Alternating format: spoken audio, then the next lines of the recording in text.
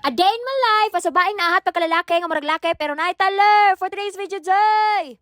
Mayong pagkabungkag mga jay, ni ata ni mata alas 5 sa buntag aron i-celebrate ang adlaw sa pagkatao sa baing ahat pagkalalaki pero naay taler. Pag-abot na ko diri sa Paradise mga jay, sakto ni karon na pud ning gwapa na tag-iya sa alima dahikan aron makigbugno sa balod na kusog mangulata, kuyawan. Tara mga jay, balik ko ninyo awon ning view sa dahikan. Nakadugayan mura na og Siargao vibe. Inig birthday mga day, always jud ko ga Siargao pero tungod sa kabisi sa akong schedule, isa ra kadlaw ato kaya para magkaraw-karaw aning lugara. Isa jud ni sa ganahan ako sa surfing mga jay, ang umatawag sayo aron naapsa ni mga balod, di ba? Ikaw pa'y makulatahan, ikaw pa'y mag-apas. Kamartir ba? Og nangita mo og taas og pasensya og hawod na mga lokal na motulo ninyo og surfing mga jay diri sa dahikan, pangitaha lang ni mga tawhana kay tudloan jud mo nila unsaon makulatahan og balod. Stretching ta mga day aron mainat ning mga ugat na nibagto kaning lawasa.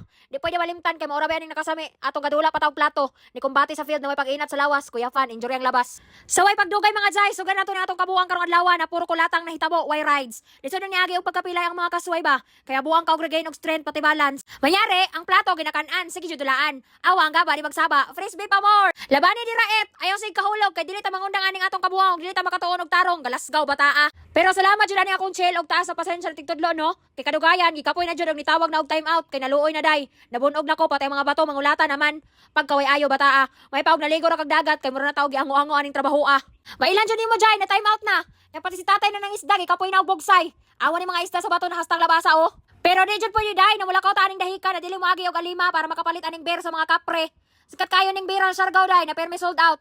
Nahasta pon mahala. Lami day ni sila direk mga food mga jay pati mga afam ginatambayan. Larga na mga et. So before ko mag-lunch date kay Abilarda, niapit aning daywalk sa mate aron makita ning natulog na dinosaur. Comment na ninyo dire be unsaon pagpukaw? Wala siya gikapoy sige og tulog mga jay. So niana si Abilarda mga jay, hastang ko pa ha kay haliman sa afam day. Kuyawan, ni ani ra jud ni kasimple pero kusog ni man libre sa ako ah. Chismis sa mga ganap sa kinabuhi among topic jay. Kayo palit na po daw siya og barley. Mao din ni rason ay kita siya. Atay.